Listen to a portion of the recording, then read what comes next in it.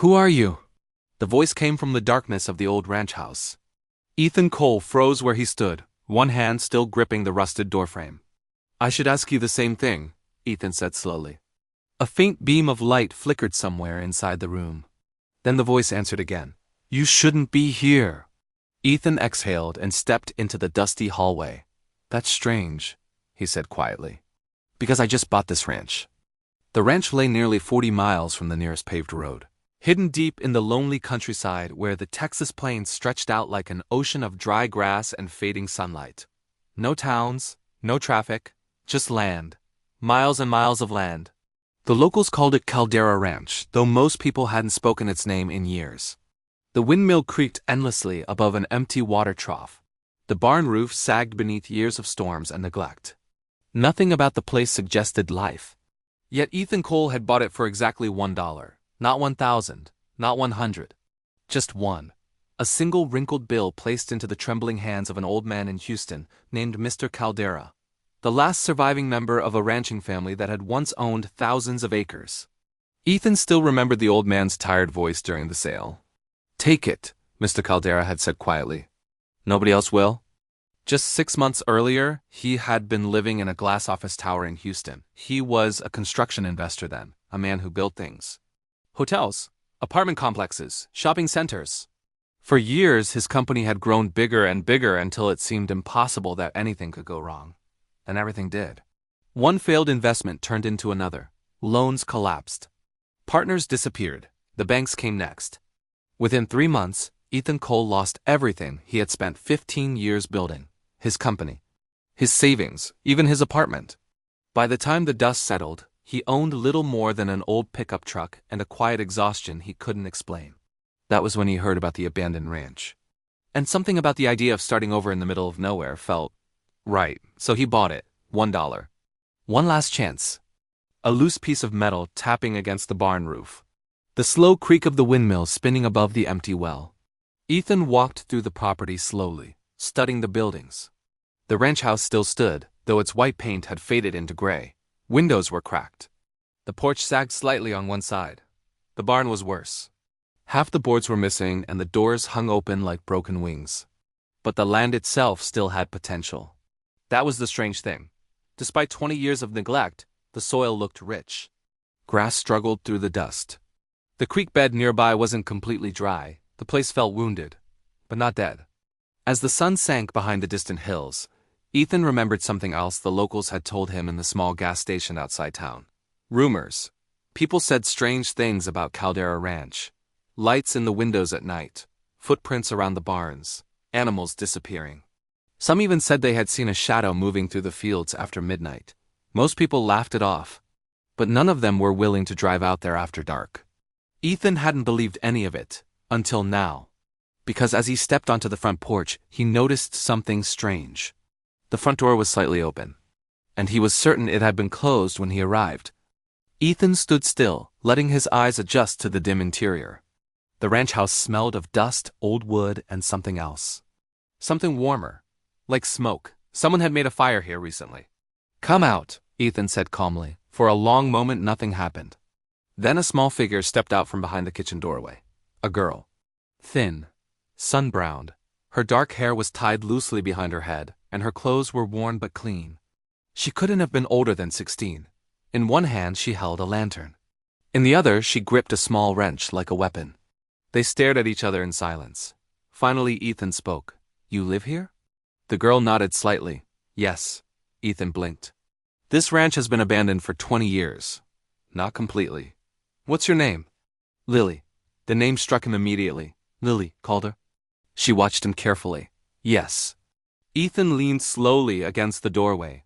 Well, he said quietly. I guess that explains the ghosts. Over the next hour, the story slowly unfolded. Lily Calder had been living alone on the ranch for 3 years. 3 years? At first Ethan thought she was exaggerating. Her grandfather had once owned the ranch. But years of drought had nearly destroyed the cattle business. Then came the debts. Then the bank. Eventually Mr. Caldera was forced to sell the land just to survive. Out of shame he left town. He told people his granddaughter had moved away to live with relatives, but Lily had refused to leave. The ranch was her home. So she stayed. Hidden. Alone. She survived by repairing things, growing small crops behind the barn, and trapping rabbits in the fields. She learned how to fix the old windmill. She patched broken pipes. She even restored a small section of fencing to keep stray cattle away from her garden. While the rest of the world believed the ranch was abandoned, Lily had been quietly keeping it alive. Ethan listened in stunned silence. "You've been here the whole time?" She nodded. "I know every inch of this place. And the lights people see at night? My lantern?" "The footsteps? Mine." Ethan let out a soft laugh.